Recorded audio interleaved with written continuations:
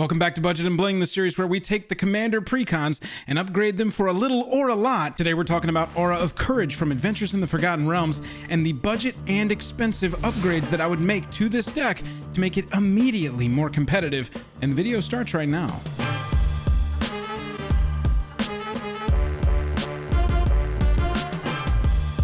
Special thanks to our Patreon supporters who power our channel. Check out our Patreon for monthly giveaways, exclusive content, and even a starring role in our fan fight series. Link in the description below. Hello and welcome to the day. Thank you for spending your time with us. Welcome back to another episode of Jake and Joel Are Magic. I am Joel. Today we are going to upgrade Aura of Courage for a little money and a lot of money. But before we get into it, if you would, by the end of the video, consider hitting that like button if you like it. Hit that dislike button if you don't. For Aura of Courage, we're going to go over the budget upgrades that I would make to this deck, meaning $9 or less.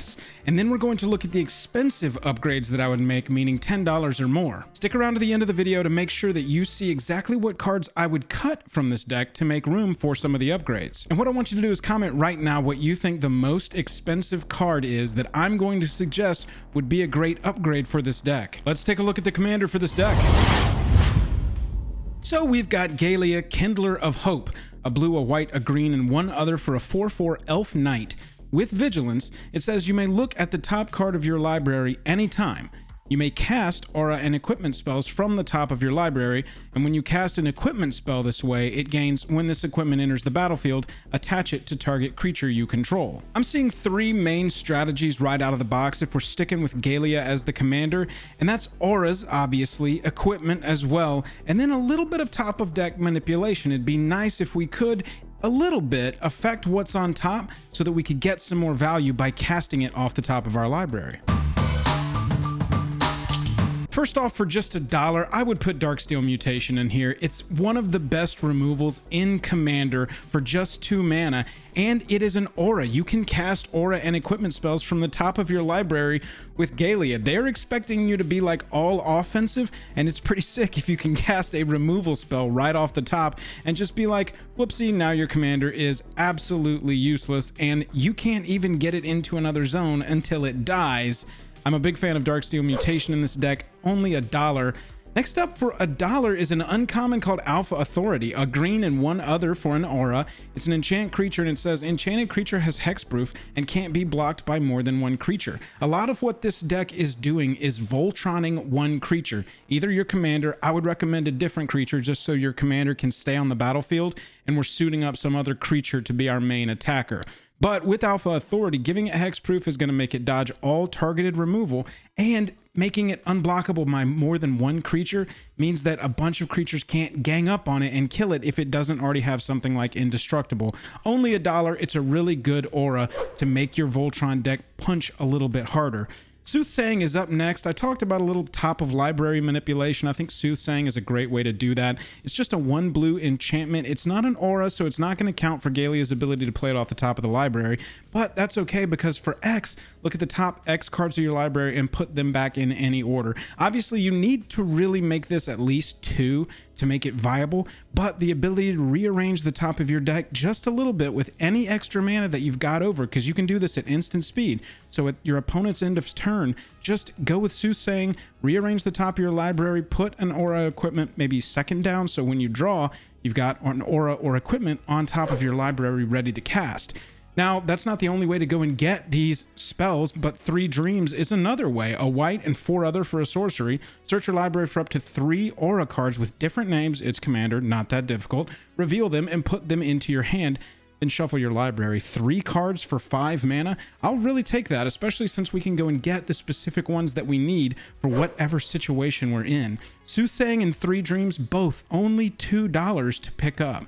Now, this next one takes a little step up in price. It is $6. I think it's because it's only been printed in Rise of the Eldrazi. We only have 1 printing of Umbra Mystic, a white and 2 other for a 2/2 human wizard. Auras attached to permanents you control have totem armor, which means if an enchanted permanent you control would be destroyed, instead remove all damage from it and destroy an aura attached to it. So it's basically a form of Indestructible. A lot of auras that already exist that are totem armor or have totem armor naturally are widely played in strategies like this. Umbra Mystic just goes ahead and says, hey, you know that Alpha Authority you played? By the way, that's also a totem armor, so if they board wipe, you're good to go. Love Umbra Mystic, $6, definitely worth the pickup. Tuvasa the Sunlit, a blue, a white, and a green for a 1/1 Merfolk Shaman, gets +1/+1 for each enchantment you control, and whenever you cast your first enchantment spell each turn, draw a card. Now with Galea, you can go in two directions, either auras or equipment, or both.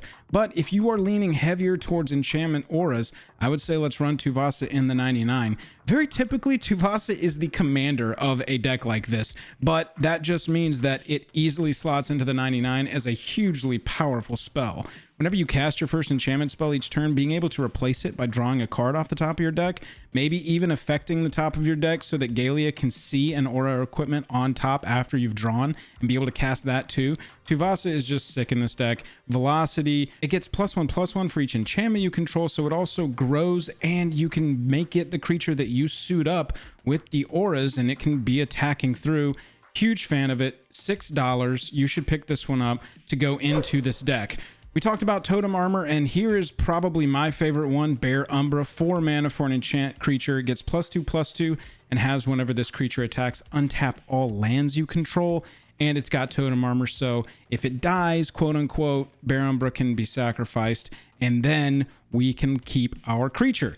Bear Umbra's fantastic, $9 for this. This attack trigger to untap all lands you control can let you get so crazy and let you do so many things. I love this spell in these types of decks.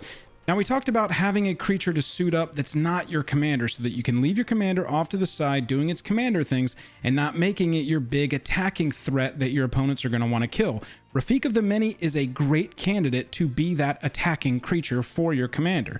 1 blue, 1 white, 1 green, 1 other for a 3/3 human knight.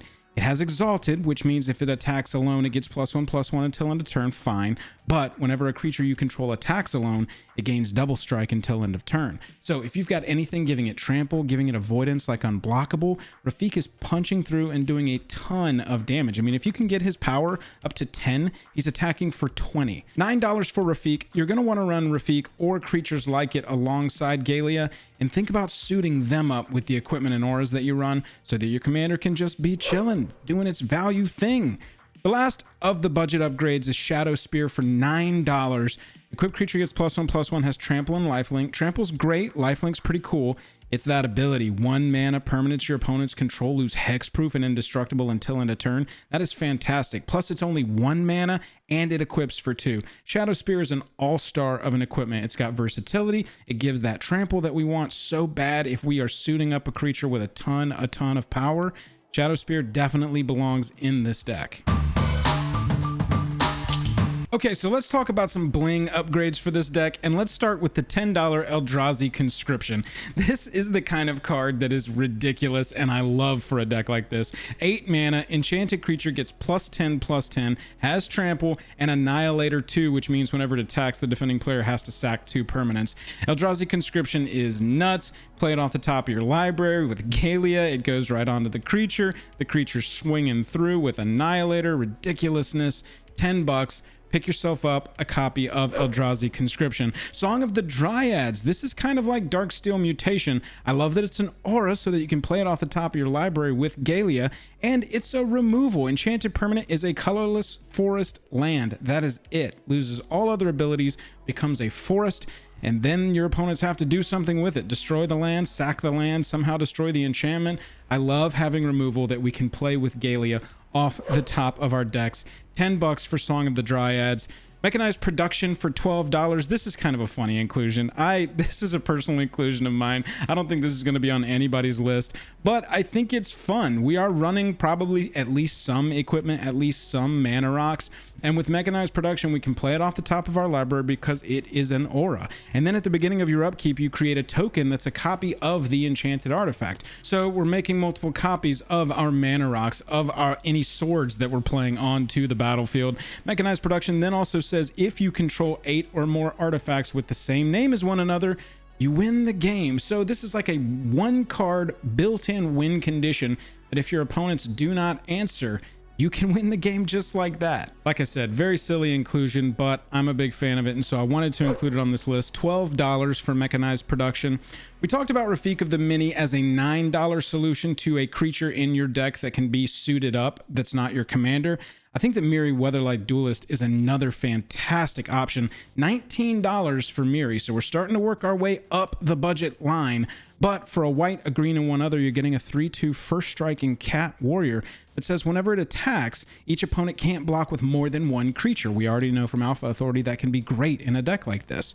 And as long as Miri is tapped, no more than one creature can attack you. So it just basically single-handedly shuts down token strategies that would want to try and swarm you, or just keeps them from clapping back really hard. If you tap out with an attack, they can only get back at you with one creature, and in a lot of situations, that's going to be very good. $19 for Miri. This is a great secondary, I would say, lieutenant for your deck as a way of suiting up a creature that's not your commander. Stoneforge Mystic, I mean, what needs to be said about this card? $25 for one white, one other, 1/2 Core Artificer. It enters the battlefield. You search up any equipment card, put it right into your hand, and then for 2 mana, you can tap it to put an equipment card from your hand onto the battlefield. It's tutor, it's cheating, it's $25, and if you're leaning towards equipment, or you've got at least like 2 or 3 killer game-winning equipment in your deck, Stoneforge Mystic is fantastic, and you want to spend that $25 to pick it up. Steel Shaper's Gift is a $26 uncommon, but that's because it hasn't had a lot of printings and it is very powerful. It's sorcery speed, but for 1 white, you search your library for an equipment, put it right into your hand, and shuffle your library. Pretty much can't be beat. Like I said with Stoneforge Mystic, if you're using equipment prevalently or you've got a couple of game winners in your deck, putting Steel Shaper's Gift in there is just like putting an extra copy of those into your deck. So Tutor is always going to increase the competitiveness of any deck because it increases the consistency, and Steel Shaper's Gift is no different. Definitely worth to pick up if you're trying to spend a lot of money on this deck. And Enlightened Tutor is too. I mean, 1 mana for an instant speed. Search for an artifact or enchantment. You put it on top of your library after you shuffle. So you're going to want to do this at the end of your opponent's turn, or with Galea, Enlightened Tutor becomes much more powerful because you can do this on your turn and then immediately play it with your commander. Enlightened Tutor in this deck is like the most synergistic tutor that exists.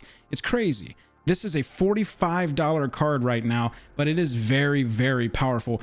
And with Galea, the synergy just cannot be ignored. Sword of Feast and Famine is after that. You know it, you love it. 3 mana for a +2/+2 pro black, pro green equipment. It equips for 2, and it says when it deals combat damage to a player, that player discards a card, and you untap all lands you control. We saw that on Bear Umbra. That one's $58. I feel like I also need to include Sword of Fire and Ice on this. It's $44. These sort of go hand in hand as far as power level. Obviously, Feast and Famine is the widely hailed as the best one, but Fire and Ice is right there. That draw a card is pretty kick-ass, and red and blue protection is really excellent as well. $58 for Sword of Feast and Famine, $44 for Sword of Fire and Ice. These are the most powerful sword equipments that are in the game, or at least some of them, and you should probably pick them up if you are looking to bling out this deck. I hope you commented below what you think is the most expensive card I'm going to suggest for this deck, because it is next up. I talked about with Galea, a little top of deck manipulation is not ever going to be a bad thing, and that's why I think Sensei's Divining Top has a home in this deck.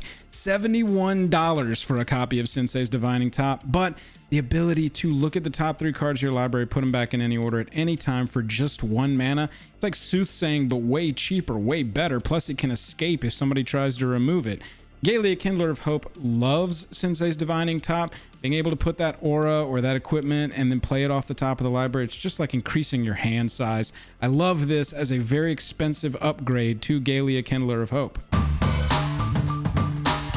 So those are the budget and the bling upgrades, but regardless of how much money you're spending on this deck, you're gonna need to make some cuts. So let's go over what my first picks would be for cuts from the deck. The first of which is Angel of Finality, a white 3/other for a 3/4 flyer. When it enters the battlefield, you exile all cards from target player's graveyard. This is fine. It's okay. It's got flying as a creature, so it can be the creature that you suit up with your aura and equipment. I just don't really think the synergy is there. This is just like a fine effect on a creature.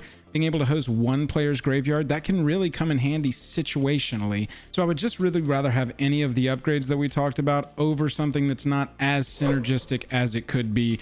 Much like Riverwise Augur, I see what they're going for here. When it enters the battlefield, draw 3, then put 2 from your hand on top of your library in any order. It comes with a little brainstorm, and it's a 2/2 for 4. it's fine. Again, it's that top of deck manipulation on a creature, but there's so many other wildly synergistic creatures, and we can get that top of deck manipulation in other ways, and it's also not that vital to the strategy of the overall deck. I wouldn't commit that many slots to it, so I would say Riverwise Augur could be a cut. Next up is Serum Visions. Draw a card, scry 2. It's that top of deck manipulation, represents a little bit of velocity, but you're in blue. You can do better card draw than Serum Visions on like a ton of blue cards, a ton of green cards. So I would just say this effect is not enough impact to be running this as a slot in this deck. The same thing with Brainstorm. It came on the Riverwise Augur. I just don't think we need this many slots committed to one time single manipulation of the top of the deck plus one card draw, basically. I really like Brainstorm. I really like Serum Visions. Riverwise Augur's fine, but I just don't think they're necessary or impactful in a deck like this. Bant Charm is the same way. Now, I kind of like this card. Jake and I have reviewed this card, you know, B-, B+, I think, before. You can either destroy an artifact or put target creature on the bottom of its owner's library, so that's just like goodbye removal, or you can counter target instant spell. The card is just a really good card. It does need a mana of each color, so it's fairly restrictive, and it's not super synergistic outside of just its removal, or it can save your commander if they're coming at it with a targeted removal instant spell. I would say Bant Charm can be a cut for something more synergistic in your deck. Now, Viridian Longbow is an equipment in this deck, but it's just not that good. And comment below if I'm missing something here, but this was included in the list and all the other ones were pretty powerhouse, and I was like, what is this one trying to do? I know we've got Basilisk Collar in the deck already. That comes in the pre-constructed version of this. And so maybe they were going for like a, oh, look, you can do a 2-card combo. Viridian Longbow deals a damage to target creature or player. If you've got Basilisk Collar on that creature, it kills them because it's got Death Touch. It's a cheap equipment for 1 mana. It equips for 3, which is a little steeper than you might want for this effect, but it's fine. I just think that there's way better equipments in even the budget realm that you can run instead of it. So this might be one of the first equipment that you cut. Greater Good, I don't like this card. I just don't like this card. It's a 4-mana enchantment. You sack a creature, you draw cards equal to the sacrificed creature's power, then you discard 3 cards, meaning that creature needs to be over 3 power for you to net cards on this. Otherwise, it's just sort of a filter effect. Greater Good has just never been a card that I personally like. This is always going to be one of my first cuts. I never include it in any of my builds. I know there are going to be people in the comments who yell at me over this, but I just don't like this card, so I would say cut it. I think you're going to get hosed or not get good value out of this card more often than you actually would. And then Angelic Gift. We talked about Viridian Longbow being sort of a middle of the road. You sort of need another card comboing with it for it to be good. Angelic Gift is just that sort of middle of the road aura. It does replace itself, which is nice. Enters the battlefield, you draw a card, but all it does is give a creature flying. We can do that for the same mana cost in different ways that are even more powerful and more effective, giving it protection, you know, stuff like that. Angelic Gift, I just think if you're putting another aura in its place, same thing with Longbow, you want to be putting another equipment in its place, I would say Angelic Gift can be one of the auras that you cut for a better aura. That is Budget and Bling for Aura of Courage. Let me know down in the comments what you think of my picks. Let me know what picks I forgot to include, and maybe we can get a little conversation going down there. If you guessed Sensei's Divining Top is the most expensive card that I was going to mention in this video, you win 1,000 Stanley nickels, and we'll have them in the mail to you. Other than that, I'm tapped out, and I'll catch you later.